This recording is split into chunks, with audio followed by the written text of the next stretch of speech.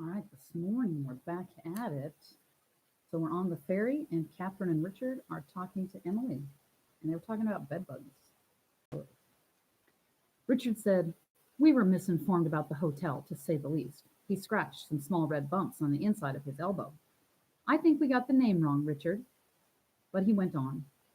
"And the fact that there isn't a tree in the whole forsaken town, and it's loud and dusty, and the carbon monoxide fumes.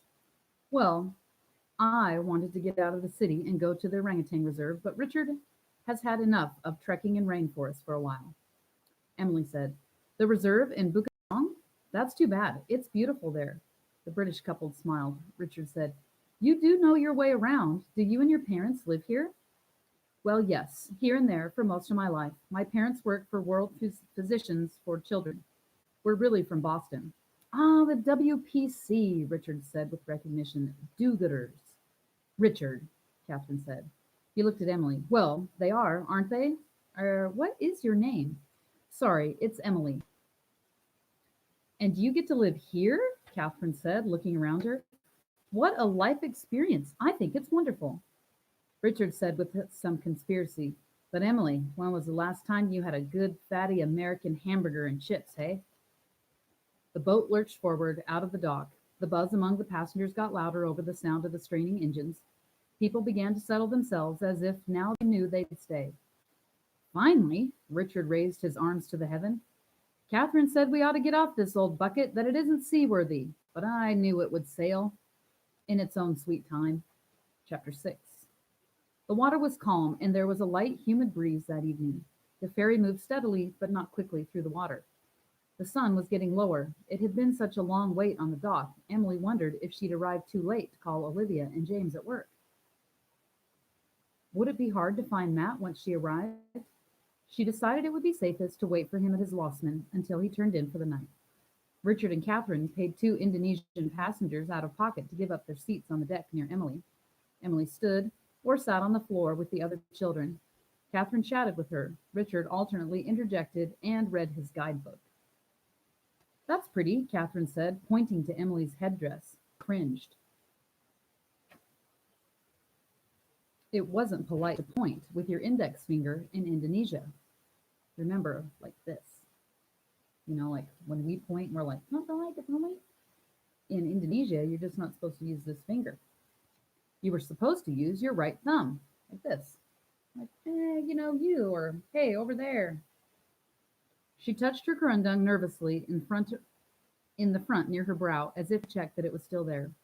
"The local women who work with my parents showed me how to wrap it. It's a traditional fabric," Emily said. Then she added almost to herself, "It's kind of hot right now, though."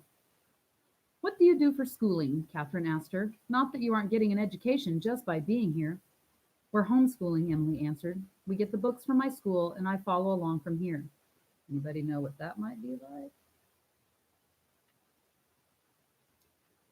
"So your parents teach you?" No. Well, yes, when they have time, I guess." Richard looked up from a map.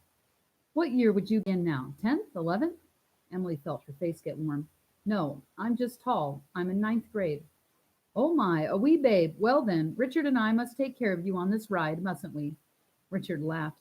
"Or the other way around, hmm? I'll bet she speaks the local dialect fluently, better than our silly phrase books." They were quiet. The boat seemed to list to one side. The change was very slow at first, hardly noticeable, but after a few minutes, they were distinctly on the low end, and Catherine squirmed in her seat. "This is a lot, isn't it, this tilt? Do you think it's okay?" A crewman walked briskly past with his brow furrowed. Brow furrowed is like this. Emily heard a passenger ask him what was happening. "No problem," he mumbled in Bahasa Indonesia, not looking up, not slowing his pace. "No problem," he said a little louder over his shoulder, as if it were an announcement. Emily translated for Catherine. "That man in the uniform says everything is fine." She remembered the way the boat had looked as it approached the dock, and now it was certainly overloaded. But by how much? Had they disturbed the cargo unevenly in the dock? She didn't wonder aloud. Catherine was chewing the cuticle around her thumbnail. The tilt became more pronounced. Emily's heart raced. The same crewman returned, his forehead now dappled with sweat droplets. He raised his voice, first in Bahasa Indonesia, and then in broken English. He said, Moving to other side of boat. Be quick. Moving to other side of boat. The passengers moved, but they were unorchestrated and inefficient.